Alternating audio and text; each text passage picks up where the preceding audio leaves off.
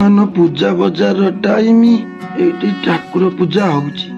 ଏଇ ପାଖ ଅଞ୍ଚଳରୁ 2 ଜଣ ଭାଉଜ ଆଉ ଗୋଟେ +2 ଫାର୍ଷ୍ଟ ଇୟର ନଣଦ ବାହାରିଲେ ପୂଜା ଦେଖିବାକୁ। ତାକୁ ଯାଉଛି ଏଇଠି ପୂଜା କଣ ଖାଇଲେ। ଆଚ୍ଛା ଏଇଠି କଣ ଶଙ୍ଖା ଫଙ୍କା ଜଷ୍ଟ କିଣୁଛନ୍ତି। ହଠାତ୍ ଦେଖିଲେ ଏଇ ନଣଦଟି ଆଉ ନାହିଁ। ସିଏ ଗୋଟେ ଟୁକା ସାଙ୍ଗରେ ଏଇ ବାଟ ଦେଇକି ପଳେଇଯାଉଛି। ଏଇ ବାଟ ଦେଇକି ପଛପଟରେ ଷ୍ଟେସନ, ରେଳ ଷ୍ଟେସନ, ଏଇଠି ଅଟୋ ଷ୍ଟାଣ୍ଡ। ଏଇ ବାଟ ଦେଇକି ଯେତେବେଳେ ଗଲେ ଅଟୋ ଷ୍ଟାଣ୍ଡର ଡ୍ରାଇଭର ଭାଇ ମାନେ ଦେଖିଛନ୍ତି କିନ୍ତୁ କିଛି କହିଲେନି। ହଁ ପୂଜା ବଜାର ଟାଇମ, ଭାଇ କି ଭଉଣୀ ହେଇଥିବେ। ସେ ଏଇ ବାଟ ଦେଇକି ଟ୍ରେନରେ ଖସିକି ପଳେଇ ଯାଉଥିଲେ।